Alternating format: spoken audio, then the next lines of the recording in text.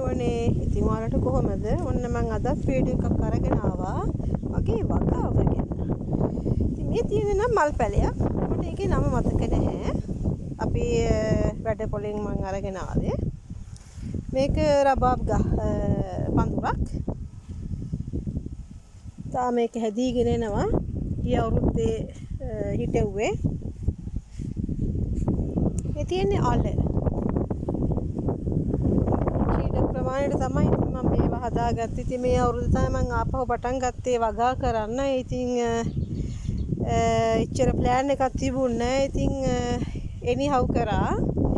මේ තියෙන අල, මේ තියෙන සැලඩ් කොළ, මේ තියෙන මේවා සැලඩ් කොළ, මේ අල, මේවා අල, මේ තියෙන මල් පැල පූසකුත් යනවා. ඒ අල්ලපු ගෙදර පූසා. මේවා නම් මට මතක නැහැ. මං හිතන්නේ ගෝවා වෙන්න ඕනේ. මොකද මම පැල හිටෙව්වට ඇට හිටෙව්වට මට ඒවයි නම් ගහන්න දරුවෝ ගියා. හේතුව මම රැකියාව කරන ගම අතරතුරේ මේවා කරන්නේ. ඉතින් අවස්ථාව හම්බුන්නේ අමතක වුණා. මේ තියෙන්නෙත් දන්නේ නැහැ මොනවද කියලා මතක නැහැ.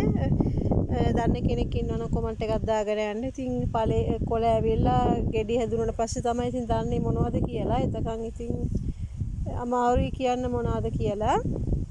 මේ තියෙන්නේ මිරිස් පැලයක්. මම කඩෙන් අරගෙන ආවේ.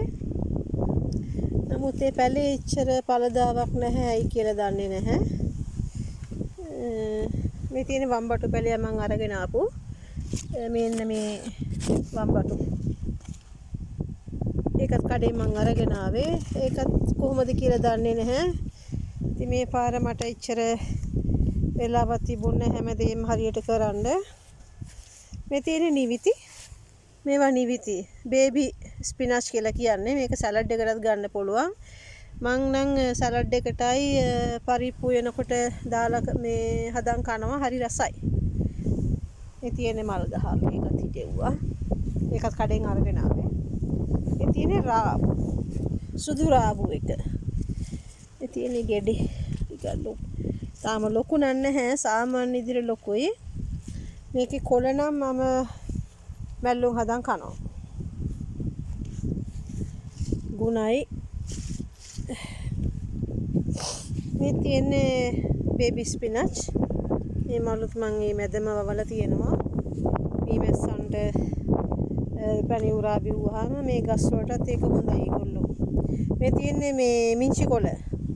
මං කඩෙන් අරගෙන ඇවිල්ලා නැටි ටික විතරක් ඉතින් හිතෙව්වා පැලවෙයි නම් පැලවෙයි කියලා හිතාගෙන. හැබැයි ඉතින් පැලවෙලා බලන්න හරි ආසයි. මේත් ඉතින් මොනවද කියලා දන්නේ නැහැ, මතක නැහැ. මේ නම් මෙහි කියන්නේ ග්‍රෑස් ලේක් කියලා. මෙහි ස්වීඩන් අය. අපේ ලංකාවේ නම් මං හිතන්නේ සුදු ලුණු කියලා දුන්නොම කියනවා. මට හරියට දන්නේ මතක නැහැ. මේකත් අපි වැඩපොලේ මට මගේ යාළුවෙක් දුන්නේ. වැඩපොලේ යාළුවෙක්.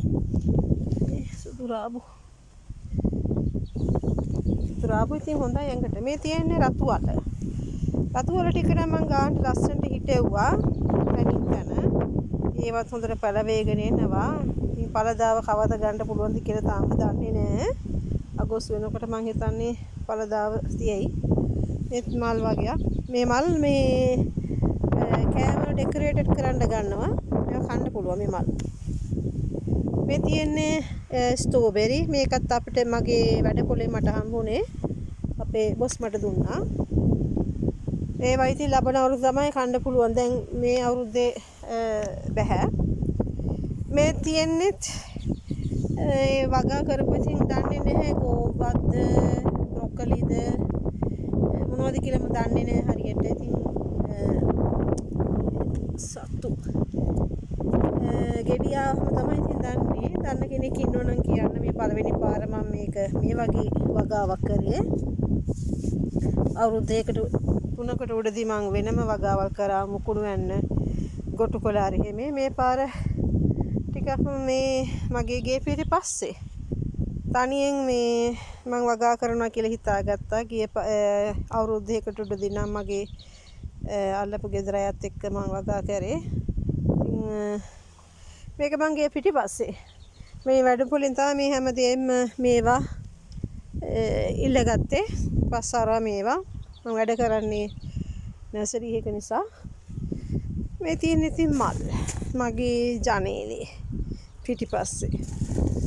මේ ඔක්කොම දැන් මේ වැස්සටයි හුළඟටයි බිමට බර වෙලා. මං ඉතින් මේ අඩයක් වගේ තිබ්බා.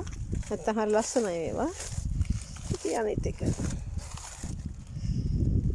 තියෙන ජනේලේ පිටිපස්සේ.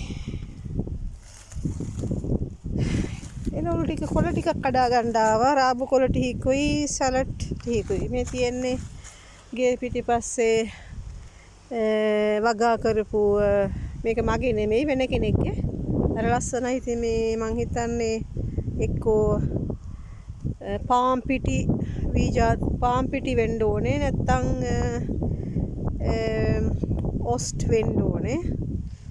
ඒකට මොනවද කියන්නේ මතක නැහැ. ඉතින් මේ ඉන්නේ මගේ බස්සා. මේ බස්සා මන් තියලා තියෙන හේතුව ඇවිල්ලා කුරුල්ලෝ මගේ වගාව විනාශ කරන්නේ. මේ බස්සව දැක්කහම මේගොල්ලෝ එන්නේ නෑ, බය වෙනවා. ඉතින් මේක කැරකෙනවා හුළඟට මේ කැරකෙනවා. ඉතින් යාළුවනේ ගොඩක් ස්තුතියි ඔයාලා මගේ වීඩියෝ එක බැලුවට. කොමන්ට් එකක් දාන්න, ලයික් කරන්න, ෂෙයා කරන්න, සබ්ස්ක්‍රයිබ් කරන්න. එහෙනම් අපි නැවත හමු වෙමු මගේ වගාව පළදාව ගන්න දවසට. එහෙනම් ඔයාලා හැමෝටම ජේසු පිහිටයි. සුබ දවසක්.